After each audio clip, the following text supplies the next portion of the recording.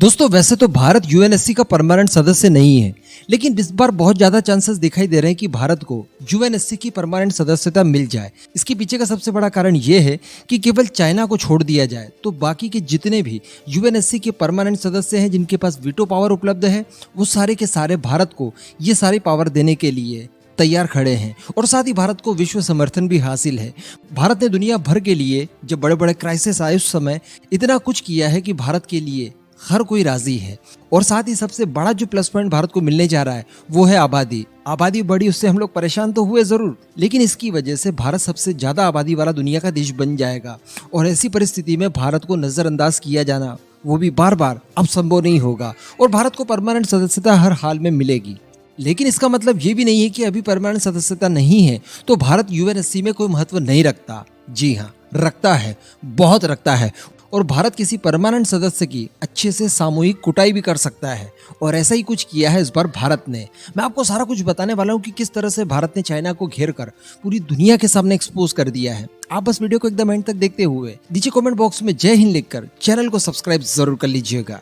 दोस्तों आप नोटिस करते होंगे कि भारत सालों साल पाकिस्तान के द्वारा पाले गए आतंकियों के खिलाफ सबूत इकट्ठे करता है और ये सारे डॉक्यूमेंट वगैरह बनाकर जब भारत यूएन में प्रस्ताव लाने की कोशिश करता है तो सारे सदस्य इसके पक्ष में वोटिंग करते हैं, केवल चाइना के। चाइना बिना सोचे समझे, बिना किसी लिखित जवाब में या बिना किसी क्लेरिफिकेशन के अपनी वीटो पावर का नाजायज इस्तेमाल करते हुए उस आतंकवादी को वैश्विक आतंकवादी घोषित होने से हमेशा बचा लेता है। वैसे पास्ट में इसके अनेकों एग्जाम्पल्स हैं, लेकिन बाद में भारत की भी डिप्लोमेसी ऐसी रही कि चाइना को भी मजबूर कर दिया और चाइना के ना के बावजूद भारत ने कई सारे आतंकियों को वैश्विक आतंकवादी घोषित करवाया। लेकिन दोस्तों इस बार जून में अमेरिका भारत के साथ कंधे से कंधा मिलाकर खड़ा था और पाकिस्तान में अलकायदा का एक बहुत ही कुख्यात आतंकवादी जिसका नाम है रहमान मक्की, आपको इसको लेकर मैंने वीडियो बनाकर बताया था उस समय, इसके खिलाफ एक प्रस्ताव लाया गया जिसका नंबर था 1267 और यहाँ पर इसे वैश्विक आतंकवादी घोषित करने की कोशिश की गई भारत और अमेरिका द्वारा ज्वाइंटली। अब इसको लेकर हमेशा की तरह हुआ, बाकी के 4 सदस्यों ने इसे आतंकवादी घोषित करने के लिए अपना समर्थन दिया, लेकिन अगेन चाइना ने बिना किसी क्लेरिफिकेशन के, बिना किसी सबूत के वीटो पावर का इस्तेमाल करते हुए वीटो लगा दिया और कह दिया कि यह आतंकवादी घोषित नहीं हो सकता। और ये भारत और अमेरिका के लिए बहुत बड़ा सेटबैक था क्योंकि इसके बाद तो आप कुछ कर ही नहीं सकते। लेकिन ऐसा करना, बार बार करना, इससे कहीं ना कहीं दोहरा चरित्र आपका दुनिया के सामने आता है। और सबसे बड़ी बात है कि इस वजह से यूएनएससी की क्रेडिबिलिटी पर कहीं ना कहीं लांछन लगते हैं, उसके ऊपर आरोप लगते हैं। भाई सदस्य गलती कर रहे हैं क्योंकि उनके पास सुप्रीम पावर मौजूद है, लेकिन इसकी वजह से ऑर्गेनाइजेशन बदनाम हो रहा है।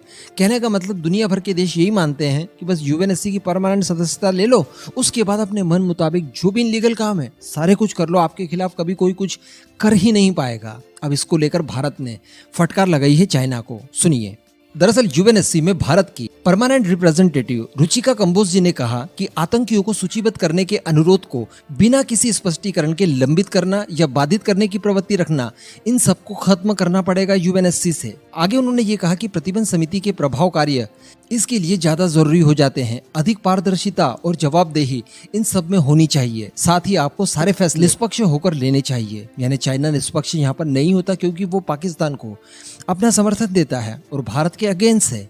तो आप किसी भी पक्षपात के चलते किसी आतंकी को नहीं बचा सकते क्योंकि इस तरह की प्रवृत्तियां आपके दोहरे चरित्रों को उजागर करती है। आगे उन्होंने कहा कि आतंकवादियों की जो कुकृत्य हैं उससे केवल भारत ही नहीं बल्कि विश्व शांति के लिए भी बहुत बड़ा खतरा है। आगे उन्होंने कहा कि यह बहुत दुर्भाग्यपूर्ण है कि दुनिया के सबसे कुख्यात आतंकवादियों को सूचीबद्ध करने के लिए सही तथ्य आधारित प्रस्ताव भी लंबित रखे जाते हैं और ऐसा करना आपकी निम्न राजनीति को दर्शाता है। इस समय सबसे ज्यादा जरूरी है कि यूएनएससी के सारे सदस्य मिलकर आतंकवाद के खिलाफ आवाज लगाए। तो इस तरह की बातें जब रुचिका जी ने चाइना के खिलाफ कही, यकीन मानिए चाइना की हालत पतली हो गई। और बड़ी बात मैं आपको बता दूं कि इस बार ये जो बैठक हुई थी इसकी अध्यक्षता चाइना ही कर रहा था। ये बड़ी बात है कि उसी की अध्यक्षता में उसकी कुटाई भारत के द्वारा की गई। अब दोस्तों इस पूरे मुद्दे पर आपका क्या मानना है? क्या इस तरह से वैश्विक आतंकवादियों को बचा लेना सही है या फिर नहीं? नीचे कमेंट करके जरूर बताइएगा।